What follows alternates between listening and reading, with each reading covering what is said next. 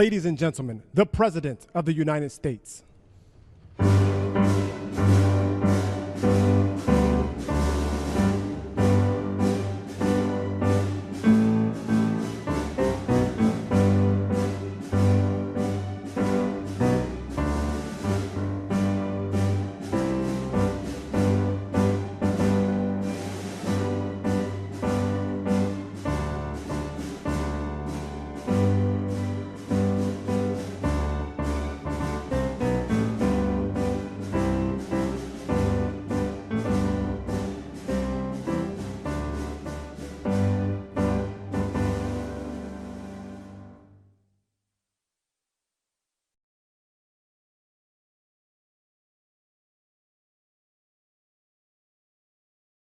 We've had some exciting days in the last week, I would say, mostly good. Some of the things you're reading about in Los Angeles, thank goodness we sent out some wonderful National Guard. They've really helped, and a lot of problems they were having out there. They were afraid to do anything, and we sent out the troops, and they've done a fantastic job. So I want to thank them very much. I also want to thank you for being here as we discuss one of the most exciting parts of the One Big Beautiful Bill. It is indeed a big, beautiful bill, and it's doing very well. The Trump Accounts, as they call it, pilot program, which will make it possible for countless American children to have a strong start in life at no cost to the American taxpayer, absolutely no cost. It's going to have a huge impact. I want to thank House Speaker Mike Johnson for number one, being a great speaker, and number two, perhaps slightly less important, for being here today. Thank you, Mike.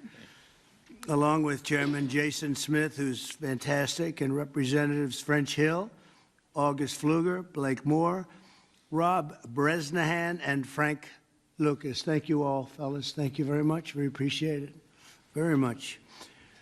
Thanks as well to many top business leaders from Invest America, CEO, Council. It's been a wonderful council. They've come up with some fantastic ideas. We're putting them into use.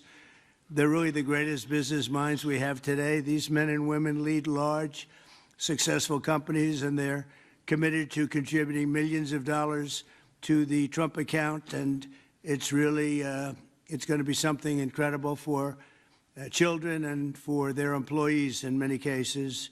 Here is how the accounts work. For every U.S. citizen born after December 31st, 2024, before January 1st, 2029, the federal government will make a one-time contribution of $1,000 into a tax-deferred account that will track the overall stock market. In other words, it'll be pegged to an index that we'll pick. Right, Michael? We'll pick it. We'll pick a good one. Maybe you should be the index. I'd like to have that. These kids would be very wealthy if that were the case. That would be a good idea. I think we might do that, Michael Dell. These accounts will be private property controlled by the child's guardians, and in many cases, those guardians will be the parents. We think probably the parents will be the guardians. They'll be open for additional private contributions each year from family, friends, parents, employers, churches, private foundations, and more. This is a pro-family initiative that will help millions of Americans harness the strength of our economy to lift up the next generation, and they'll really be getting a big jump on life, especially if we get a little bit lucky with some of the numbers and the economies into the future. In addition to the substantial financial benefits of investing early in life, extensive research shows that children with savings accounts are more likely to graduate high school and college, buy a home, start a business, and are less likely to be incarcerated. Trump accounts will contribute to the lifelong success of millions of newborn babies. They are fully, and this will be very interesting, I think, for everybody to hear, they are fully funded through targeted reforms in the One Big Beautiful Bill, like the $1.7 trillion in mandatory savings, welfare reforms to stop waste and fraud, a 3.5% remittance tax, and more. And it's just a part of that. The One Big Beautiful Bill is among the most important pieces of legislation in our country's history. I don't think there's ever been anything bigger. And I think it's going to go down as certainly one of the most important things we'll ever have done. in addition to the largest tax cuts in the history of our country, including the most powerful border security measures ever. It delivers major economic relief to the American workers' families. And there are so many things. Rebuilding our military, we built it just 8 years ago. We started and did a great job, but now we have to rebuild it again, plus technology change. All of a sudden, it's about drone. You know, we have a new form of warfare. It's drone warfare. So a lot of things change. We did a great job with the military, but now we're going to have to do some little tweaks, to put it mildly. And we'll be doing that, and we have it all nicely funded. I look forward to signing this into law. It's really something that we're having such an opportunity. And I have to say, he's here with us. He's a person that I've admired for a long time. You take a look at what he's done and followed his record. And it's Dell Chairman, Michael Dell. He's done such an incredible job. It's, as a business person, I study business people, and that's a perfect one to study. It should be almost mandatory reading. So I want to congratulate you on that, and thank you for the idea, because you're the first one that really brought this to my attention. I know that you and your friends have been talking about it for a long time, but other presidents didn't get it done, Michael, right? So we got it done. Congratulations. Thank you very much. Sure. I want to also give some recognition to my friend Brad Gerstner, who helped get us all organized and that's right. And actually thank you very much. Good, Brad. Spearheaded this. Good. And also we have with us a very powerful man in the world of business, CEO David Solomon of Goldman Sachs. David, thank you very much. Thank you for having me here today. Friend. Thank you. Thank you very much. Uber CEO Dara Khosrowshahi. Where is Khosrowshahi? Right here. Where? Thank you very much. That's a hell of a name, but you've done a hell of a job. So that's appropriate. And also, again, Chairman Smith for doing such a job. Nobody knows taxes better than Chairman Smith. When we have a problem, Mike, we go to see Chairman Smith, right? So I want to thank you very much, Dara and Chairman Smith. I appreciate it. So I'd like to begin by asking Speaker Johnson to say a few words, and I think then we're going to go to Michael Dell, David Solomon, we're going to go to Dara, and then to Chairman Smith. Thank you very much. Mr. President, thank you so much for your bold, visionary leadership. It is the key to all of this great success that we are achieving. And the One Big Beautiful Bill, it is not an overstatement to say it will be one of the most consequential pieces of legislation in the history of Congress. There's a lot in here. And by extension, or I would say it is an extension of the figure who I believe will be the most consequential president of the modern era, if not all American history, and that's the gentleman sitting to my left. So I want to thank you for that. Thank you very much. That's a beautiful statement. Huh? Well, I like him too. Thank you. It's a statement of objective fact, and every working American understands, I think, the principle behind this concept that we're discussing today. If you have a 401k, you understand the power of investing early for the future. Trump accounts take that same principle, and they apply it from the very beginning of Americans' lives. It's a pretty simple concept. The families that opt in will receive a one-time payment of $1,000 to a Trump account that parents can contribute to. It's a bold, transformative policy that gives every eligible American child a financial head start from day one. Republicans are proud to be the party. We always have been. It supports life and families and prosperity and opportunity. And Trump accounts are all about setting up the next generation for success. For future Americans, this early investment could really be the game changer. It could be a difference. It could pave the way for paying their way through college or buying their first home or starting a business, even when they're young. So even $1,000 at birth will put these Americans in a better position than over half of American adults who sadly have no retirement savings at all. So this would be a remedy to that great problem. And it will encourage the free market. It will encourage investment and understanding of capitalism. All these things that we want to foster among the American people so that the economy and individual lives can flourish. Of course, none of this happens unless we pass our One Big Beautiful Bill through Congress. And we have at stake the largest tax increase in American history if we fail to deliver. And we will not have this rocket fuel to the U.S. economy, and that's why this is so very important. Passing this pro-growth legislation will help every single American from Trump accounts, this is one of the components of it, to eliminating taxes on tips and overtime, to reducing red tape on Main Street. And the one big beautiful bill is going to drive prosperity. It's going to create jobs across the country. It will make all boats rise. Wages will go up. Job participation levels will go up. We'll have more opportunity, more economic opportunity for more people. So you can climb up that ladder to the next step. The typical family with 2 children is going to see their take-home pay increase by up to $13,300 a year. That's real money to real people. This legislation is geared for hardworking Americans, and it is going to help everybody. And we are excited to deliver it. It can't happen soon enough. We are very close now to that finish line. After about 14 months worth of work that's gone into this, we're excited that we're almost there. Mr. President, thanks again for your leadership, to all the great leaders around this table for all that they invest to our economy and our country and its government. And I will, as we say in the House, I'll yield back. Thank you very much, Mike. I appreciate it. And again, for a great job. Thank you very much.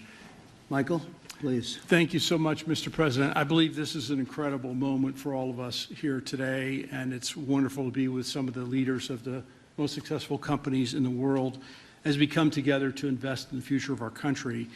We see the Invest America Act and the establishment of these Trump accounts as a simple yet powerful way to transform lives.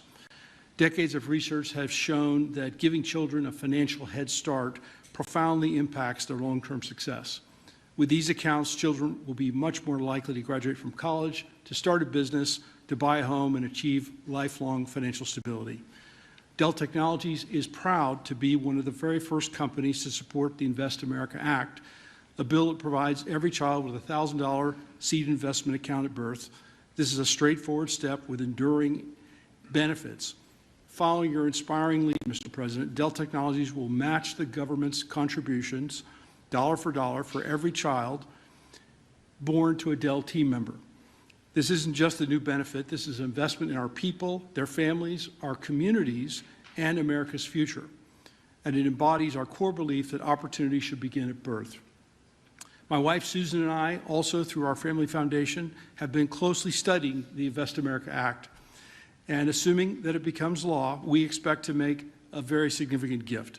We view this initiative as a powerful platform for philanthropic innovation aimed at helping children thrive wherever they come from, particularly those families who have been historically left behind. Mr. President, you articulated it perfectly. These Invest America accounts will give every new American child a genuine opportunity to participate in history's greatest engine of economic growth, the American economy. The funds in these accounts invested in American enterprise and innovation will grow over time into substantial nest eggs, providing support for education, home ownership, and starting families. The ability of families, friends, benefactors, and employers to match the government's generosity amplifies the life-changing potential of this initiative.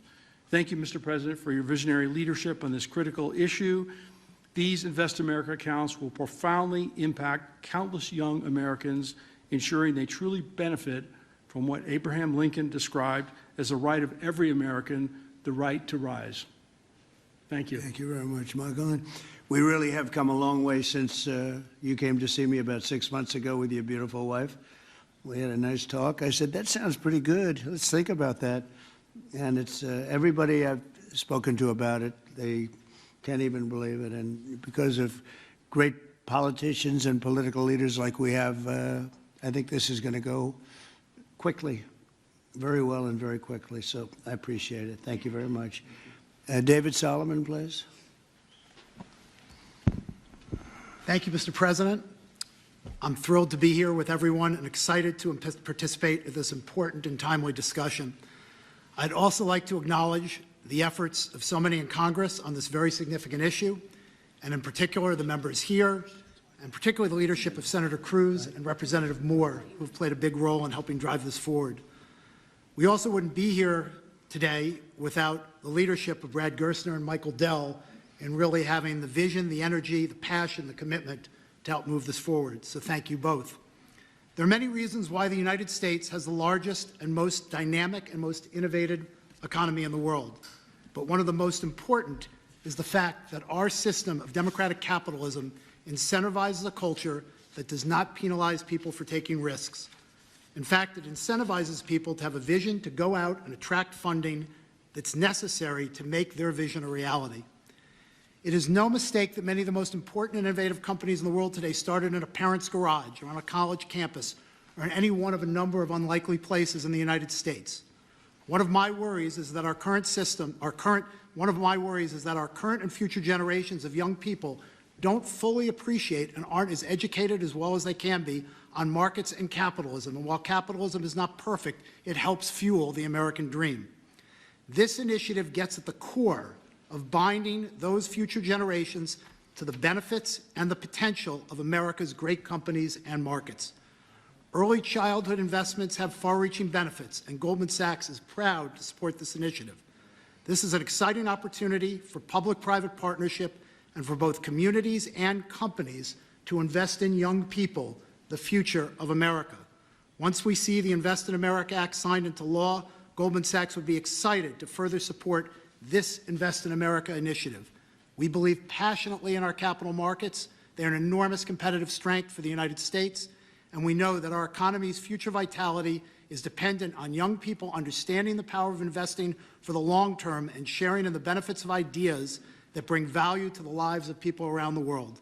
Thank you, Mr. President, for helping drive this forward, and I look forward to continued partnership on this effort. Thank you very much, David. Dara, please. Thank you. Good afternoon, everyone. Thank you, Mr. President, for hosting us here today. It's an incredible honor to be here in a place that symbolizes the very opportunity that has defined my life. Thank you, Brad. Thank you, Michael, for your vision. We all strive to build something that lasts, and the Invest in America Act is a legacy that is going to last for generations. President Trump, thank you for your leadership. Your support is going to turn this powerful idea into a powerful reality for millions of young Americans.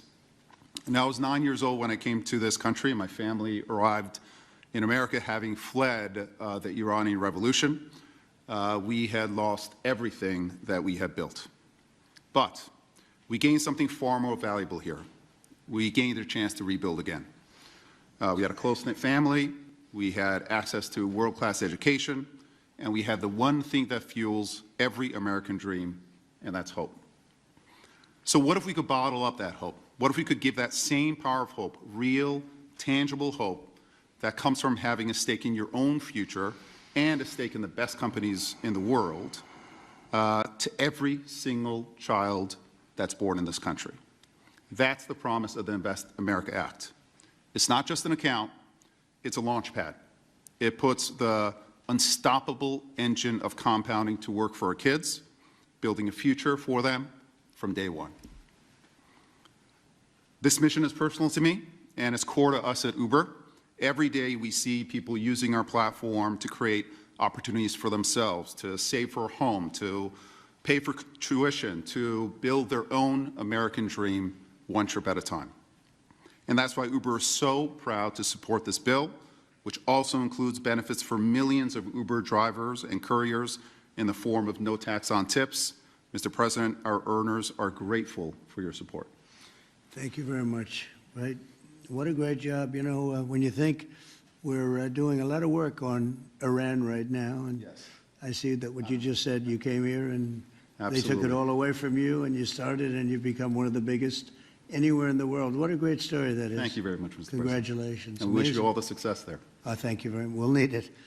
We're going to need it for that. That's it. They're tough negotiators. They're great negotiators. Yes. Among the best. Look at Yes. you. Thank you very much. Thank you. Appreciate it, Darren. Jason, please. Thank you, Mr. President. I want to first start off by thanking you for your leadership, your vision, your commitment to workers and families throughout this country.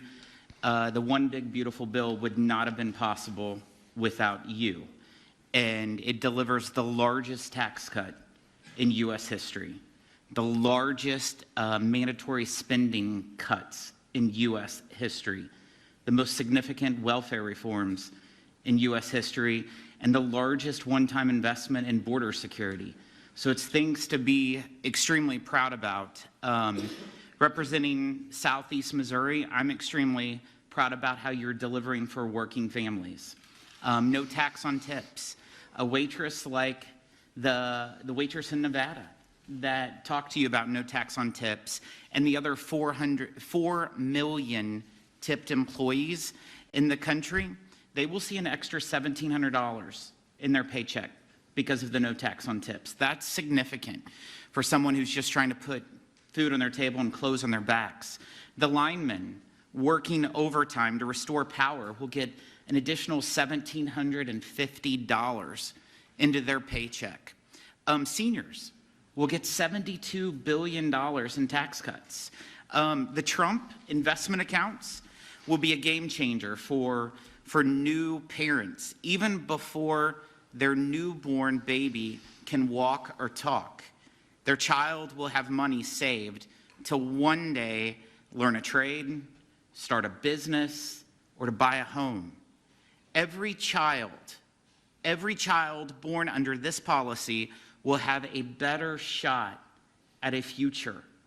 It does not matter if they live on a city block or on a county road. This will make a significant difference to their lives, and it's because of your leadership, Mr. President, and we say thank you. Well, thank you very much, Jason, and hopefully we're going to get that through, and we have a certain date picked out, an ideal date. If it takes a little longer, that's okay, but ideally we're going to get by a certain date. And again, I think it's one of the most important pieces of legislation we've ever had before us and that the country has ever had. I'd like to ask, if I might, Brad Gerstner, one of the most successful people in our country. I'm a friend of Michael very much, and Michael has great respect. And if you don't mind, Brad, I'd like to say a few words, please. Thank you. Well, first, it's a great honor and privilege to be here. We wouldn't be here without your leadership. And for me personally, to be here with my son, Lincoln Gerstner, happens to be named after the gentleman over your right shoulder. Where's Lincoln? Well, he's good looking. He's much better looking than you. What happened? You know, hey, we all want our kids to be better than ourselves. But it was around our small kitchen table that this idea was really born. I started off like Jason Smith in a small rural town in Indiana. My dad had lost everything in 1978 trying to start an auto parts company, and the Japanese were tearing apart our auto industry. We had double-digit interest rates and inflation. Our family mortgaged the house to keep the company going and ultimately lost everything. So I know a little something about starting with nothing. And I know what it felt like that first time you had a little skin in the game, where you thought you had a shot. You went from nothing to something.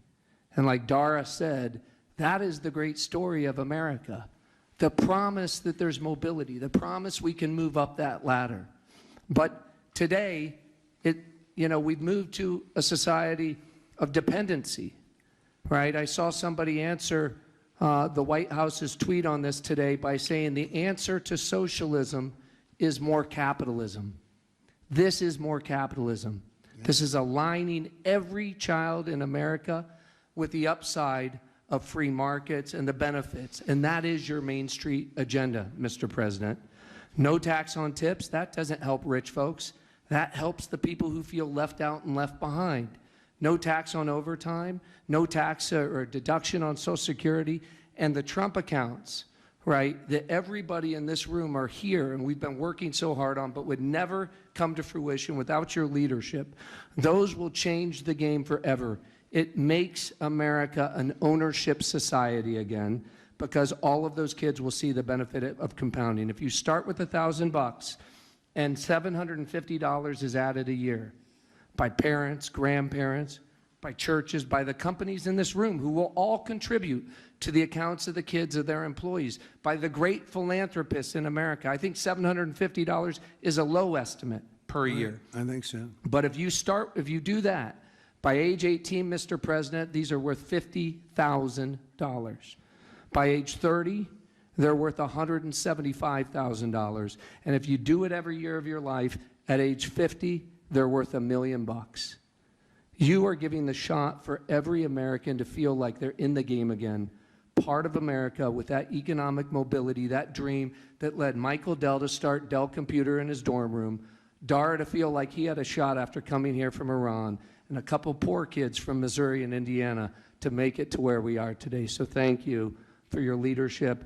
This would not happen without the reconciliation bill and the work of the many in this room, but spearheaded by the Speaker and Jason Smith, the big, beautiful bill. This is the vehicle to get the Invest America Act passed. So thank you, sir. Well, thank you very much, Brett. Great job. And nobody knew I was going to call you. He might have done the best job of the group. Got to think about that, Mike. Good recommendation, Michael. Does anybody have any questions? I think it's something that's really got to be talked about because it's somewhat of a miracle that we're close to pulling it off. Please. What's the latest estimate on when you think the big, beautiful bill will pass? We put Independence Day as a self-imposed deadline, and we certainly hope, I believe, we can still meet that. It's up to the Senate. The bill's in the Senate's hands now, but spoke with Leader Thune as recently as last night. He's feeling very optimistic. You see the Senate going through the same deliberations we went through in the House, except we had 14 months to do it. They've got a truncated time period to get that done. But as you all know, I've encouraged my dear friends and colleagues over there, don't modify it too much, because we've got a very delicate balance that we reached, and it took us a long time to get there. And we don't want to upset that balance too much. So they're putting their fingerprints on it. I hope it'll be a light touch, and they'll send it back, and we'll get this thing done and get to the President's desk. And really, we have tremendous spirit. I've never seen anything like it. There's just an unbelievable. We'll always have a couple of people. I don't want to use the word grandstanders. I'd never use such a word, but you'll always have that a little bit. But maybe you won't even have that. Who knows? There's tremendous spirit for this bill. I think like we haven't seen very much, Jason, right? We haven't seen too much. So I think it's going to go pretty quickly. Mr. President, how did your phone call go with Prime Minister Netanyahu? You just mentioned Iran. Did you discuss Iran? Very Did you well. discuss We the discussed a lot of Gaza things. the Gaza war? Yeah, we discussed a lot of things, and it went very well, very smooth. We'll see what happens. You know, we're trying to do something with a country we just spoke about, Iran. I think you should negotiate this. You might be better. I think I'm going to send you today. What a good idea. This could have been the idea of the day. We'll have Dara get up and negotiate. They are good negotiators, but they're tough. Sometimes they can be too tough. That's the problem. So we're trying to make a deal so that there's no destruction and death. And we've told them that, and I've told them that, and I hope that's the way it works out. But it might not work out that way.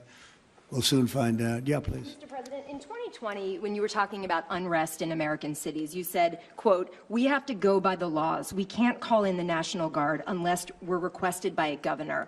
What changed now? Why is this situation different to not consult with Governor Newsom about this? Well, the biggest change from that statement is we have an incompetent governor. So I talked about governors, but I didn't talk about he's an incompetent governor. Look at the job he's doing in California. He's destroying one of our great states. And if I didn't get involved, if we didn't bring the Guard in, and we would bring more in if we needed it, because we have to make sure there's going to be law and order. You had a disaster happening. And they now admit it was a disaster. I watched the chief yesterday, who's a good man, by the way, and he said, well, we're lucky we did this because they were overwhelmed. You saw what was happening. So we did the right thing. Everybody agrees to that. But you have a governor who let the city burn down, didn't want water to be sent down to him. I sent billions of gallons of water. I wanted to do it in the first term. He wouldn't do it over, I don't know, they have environmental reasons, but there were no environmental reasons. I think it's just a political philosophy. But it's lucky for the people in Los Angeles and in California that we did what we did. We got it just in time. It's still simmering a little bit, but not very much. Yeah, and what please. crime has he committed that would warrant his arrest? What crime has Governor Newsom committed? A crime has he committed? Yeah, to warrant his arrest, as you had I think his suggested earlier. primary crime is running for governor because he's done such a bad job. What he's done to that state is like what Biden did to this country. And that's pretty bad. It's the wrong philosophy. Thousands, hundreds of thousands of illegal immigrants, many of them prisoners. They're taking up your health care. They're taking up your space in schools. They're taking up your hospital. And in many cases, they're criminals. And we have to do something about it. And we're doing something about it. I want to thank the incredible patriots of ICE and Tom Holman, who has been incredible, and Kristi Noem, likewise incredible. the job they're doing. And it's like an unforced error. There was no reason for this. 21 million people were allowed into our country, and many of those people were criminals. And it's a shame. It's a shame. But we're getting them out. And I will say, I think it's a 95-5 issue, just like so many other issues, 95-5.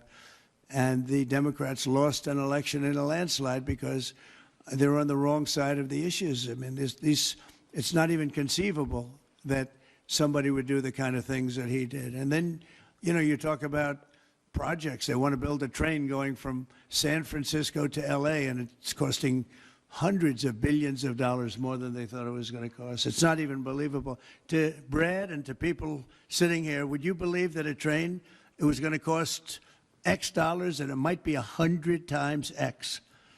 Would have paid for this for about 50 million American children. You're right. 50 million American children instead of a 3-mile train track that never got built. We could have put Lincoln in charge with no experience. He would have done a good job. I guarantee you that.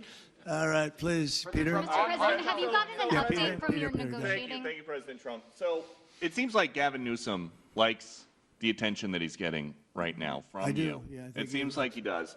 If you look at recent history, somebody who was running for president, you, who got arrested and had a mugshot, you could make the argument that politically that wound up helping you. Are you worried at all at this moment that talking about him getting arrested could be helpful to his political prospects? Because a lot of people think he wants to be sitting right where you are. Well, in my case, it was a witch hunt, and everybody knew it. And I was able to explain that during the process. Otherwise, I wouldn't be sitting here right now. And it was a total witch hunt. It's proven to be a witch hunt, and you see what's happened. In his case, it really is very obvious. You look at what's happened between the fires, I could name 10 things right now. We talk about the trains. We talk about all of the costs in California. You talk about all of the people that are flowing and destroying life for everyone else. So no, I don't think it's going to help him. I think it's actually very bad for him. And right around the time that we were walking in here, the governor and the state attorney general said that they're going to sue you for sending the National Guard in. They're saying there's no invasion, there's no rebellion. The president is trying to manufacture chaos and crisis on the ground for his own political ends. Federalizing the California National Guard is an abuse of the president's authority under law. Well, you know, it's interesting. You watched the same clips as I did. Cars burning all over the place, people rioting. And by the way, we stopped it. We were able to make it much better, but it still looked pretty bad. And in watching clips last night, people were saying this is really a big problem. And until we went in, if we didn't do the job, that place would be burning down just like the houses burned down. They were in big trouble last night, Peter. You know it. And the night before, and the night before that. And I feel we had no choice. I don't want to see happen what happened so many times in this country. I watched Minneapolis burn. Look at what happened in so many different parts of California. You take a look at what happened in San Diego. There's so many different places where we let it burn. We want to be politically correct. We wanted to be nice. We want to be nice to the criminal. And what you're doing is destroying the fabric of our life in this country. No, we did the right thing. We've been given credit by people that I would least suspect. Why I would say that some of the people that came in and said, thank goodness, they said, some of them, thank God that Trump got involved. And I'm very happy I got involved. And I think Gavin, in his own way, is probably happy I got involved. Yeah, go ahead, Peter. What do you make of the fact that he says you want a civil war on the streets of America? No, it's just the opposite. I don't want a civil war. A civil war would happen if you left it to people like him.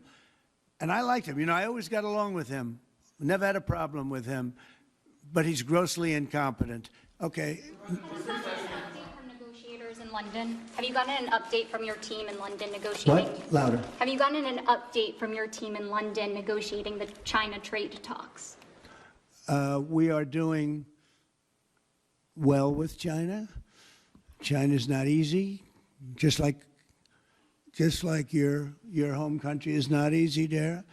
I think we're doing very well. They're over there now. I'm only getting good reports. It's a little early, but they'll be calling in soon. In fact, probably when I get back, I'll have my first call from them. We want to open up China. And if we don't open up China, maybe we won't do anything, but we want to open up China. It'll be a great thing for China, a great thing for the rest of the world. Are you willing to lift export controls when it comes to China? Did you give your negotiators any sort of limitations? We're going to see. Look, China has been ripping off the United States for many years. Nobody charged them 10 cents. No president had the courage to charge China for whatever reason. They didn't want to do it. I took in hundreds of billions of dollars. I put on tariffs on China when I got in first term, and we took in hundreds of billions of dollars. And then I did it again, but I did it for a lot of others. If you look at the stats, the deficit last month was cut in half. Everybody was shocked. I wasn't shocked. I think a lot of the people at this table weren't, because they saw the billions of dollars that were pouring in, and the tariffs hadn't even started yet, just about. They weren't cars. They were in some countries at a very minor level.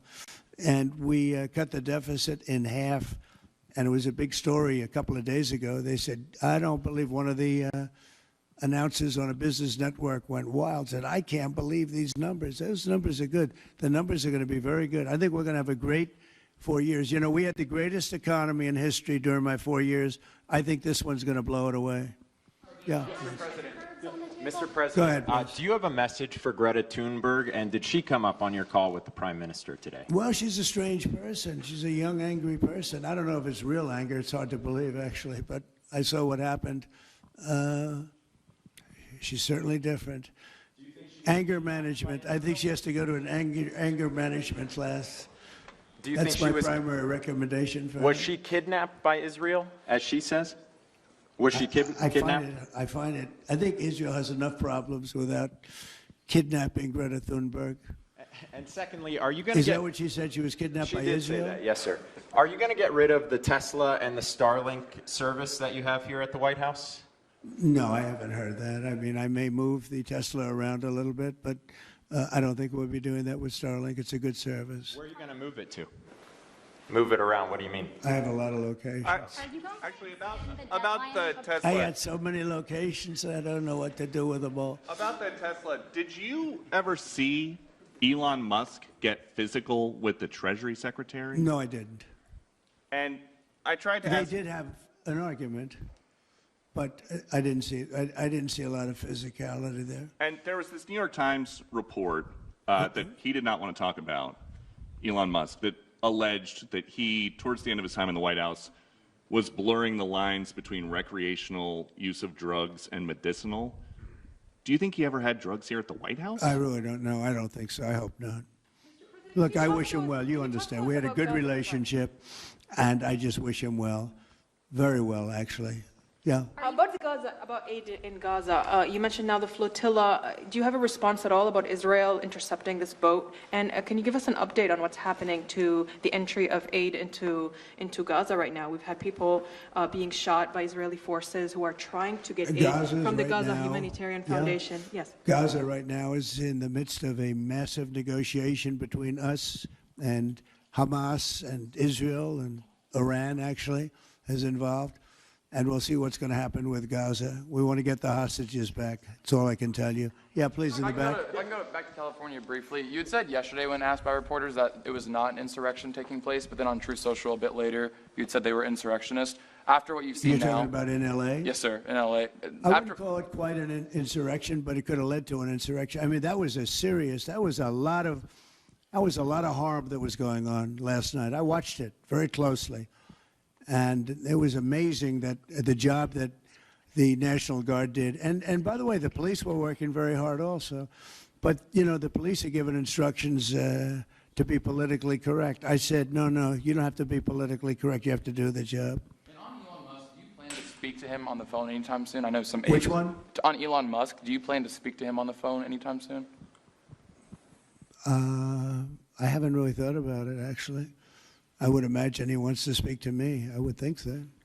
If I were him, I'd want to speak to me. And maybe he's already called. You'd have to ask him whether or not he's already called. But I'd have no problem with it. If he calls you, pick up and speak to him? Well, I don't want to say that, but I would imagine he'd want to talk to me. You were supposed to get a counter proposal. You were supposed to get a counter proposal from Iran today, Have you gotten that proposal, and what is the main impediment? We have a meeting with Iran on Thursday, so we're going to wait till Thursday. And what's for the that main proposal. impediment to getting a deal? Well, they're just asking for things that you can't do. They don't want to give up what they have to give up. You know what that is. They seek enrichment. We can't have enrichment. We want just the opposite. And so far, they're not there. I hate to say that because the alternative is a very, very dire one, but they're not there. They have given us their thoughts on the deal, and I said, you know, it's just not acceptable. This is the main topic for Prime Minister Netanyahu today when you spoke? I would say, yeah. I don't know what else I can talk about the weather. Well, you can talk about Lebanon also, sir. Pretty much The Lebanon. That's the main topic. Lebanon is a ceasefire in Lebanon. Lebanon Yes. also, yeah. What about Lebanon, sir? Well, Lebanon's working very hard. They have a great new ambassador that I put there. Man, I know very well. He's very smart. I didn't even know he was Lebanese. And I said, why would you want Lebanon? He said, I was born there. I love it. I love the people. I said, you know, it's very dangerous going to Lebanon. There are some ambassadorships that are wonderful. There are some that are dangerous. I said, Michel, his name is. It's a he, Michel, very elegant man. And I said, why would you want this? And he said, because I love my country and I love those people. I said, it's very dangerous. He goes, I don't care. This is not a man that lived on danger. He's a very successful man from here. And he wanted to be the ambassador despite probably a very dangerous situation he's going into. You see what's going on. But I had great respect for that. He loves that country. He loves it. He was born there.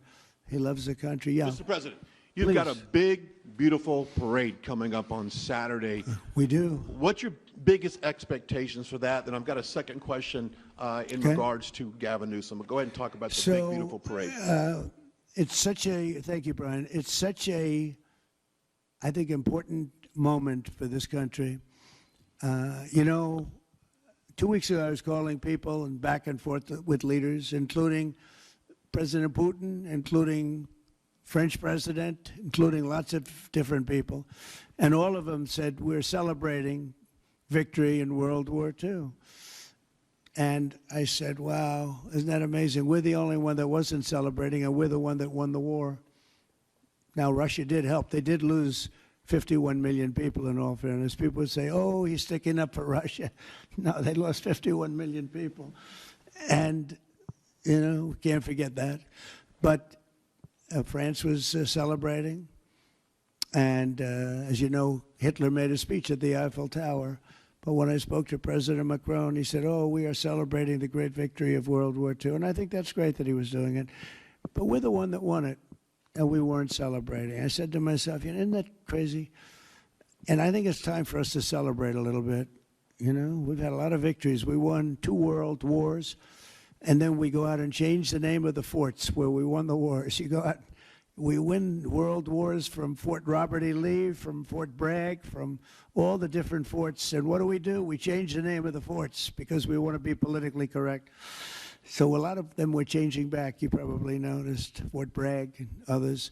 But I think it's a time to celebrate our military. You know, we've rebuilt our military largely. Little low on ammunition. That's because it goes out very fast to other countries, one in particular. But we'll get that back very quickly. But we have a military the likes of which nobody has. Nobody comes close. We have the best equipment in the world. We make the best equipment in the world. There's no military like our military. We showed that with ISIS. I was told by the television generals it would take 4 years to win, and we did it in 3 weeks. And it was headed by General Raisin Kane, who's now the chairman of the Joint Chiefs of Staff. He's great. Just left him. No, I think it's time that we celebrate. And I sort of have to laugh at these people. Well, you know, you're going to spend a lot of money. A lot of that money is being paid for by me and people that make donations. I don't know if you know that. A lot of it won't even come out of the military. I think I can say that, Susie, right? We have people putting up money to do it. Not that it's necessary, because I think it's a great expenditure. We have many tanks. We have all sorts of new ones and very old ones, old from World War I and World War II. It's really a celebration of the Army. So the Army is a year older than the country. So next year we celebrate 250 years, but we're celebrating the Army on Flag Day. And it's not my birthday. It is my birthday, but I'm not celebrating my birthday. I'm celebrating Flag Day. It happens to be the same day, so I take a little heat. But Flag Day is the appropriate date. And we're celebrating 250 years of the Army, a great service. And remember, you know, think of it. We won so much. We won World War I, World War II, so much else. And then we became politically correct. But I can only tell you that I was told that ISIS would take anywhere from 4 to 5 years, and we did it in 3 weeks. You were there, you watched, right? We have the greatest military in the world. Nobody can beat us. As long as we have our right leadership, nobody can beat us. If we have stupid people running it, like you had in Afghanistan, when you look at that, first of all, Afghanistan should have been an easy victory as a war, but we were so sad the way we fought it, so ridiculous. We fight not to win. But we didn't used to be that way. And we're celebrating because I think the day in Afghanistan was the saddest period of time in the history of our country. That was a Biden mess with bad generals like Milley and others. They were bad. They were incompetent generals. I know all the good ones and the bad ones. We got rid of most of the bad ones.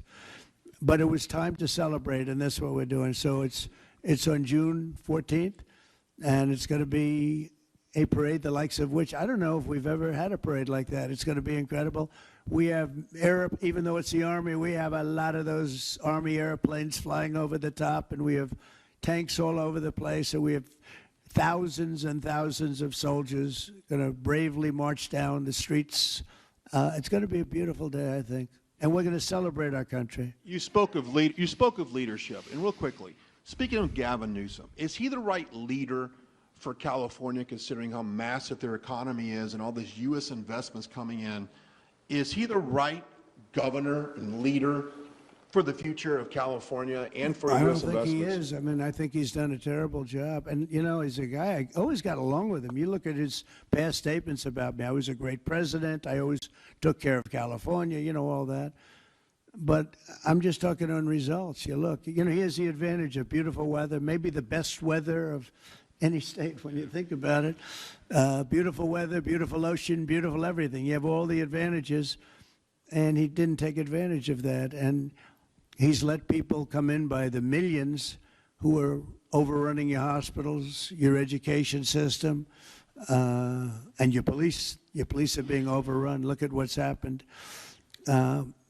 He should only be happy I sent in the military, because if I didn't send them in, you would have had a problem there, the likes of which we haven't seen in a long time. Yeah, please. Thank you, Brian, very much. Supersonic flight.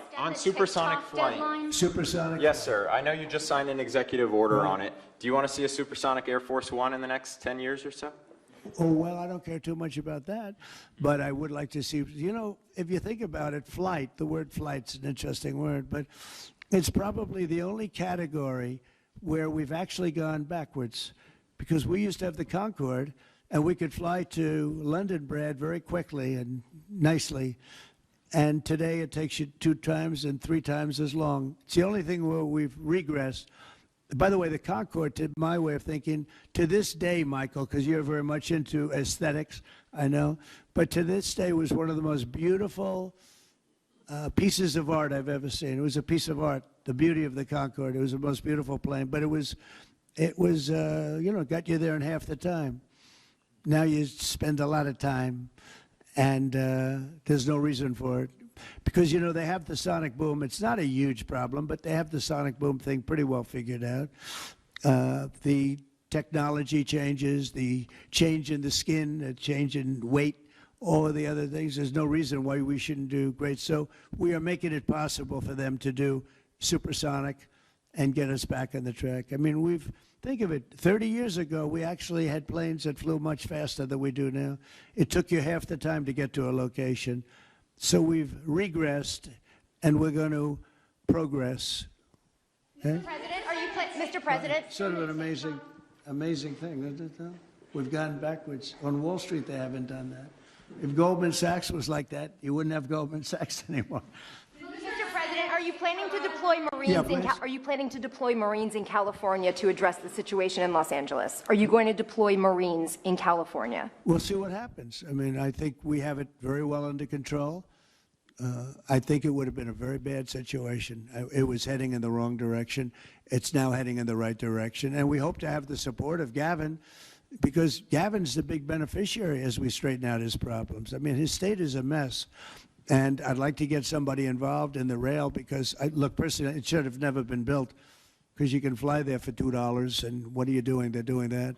You could drive. You could do lots of different things. You know, if they did a study, if you gave every passenger the finest limousine service in the history of our world, the most expensive chauffeur-driven, white-glove limousine service back and forth, we would have saved billions of dollars as opposed to building this monstrosity that's going up.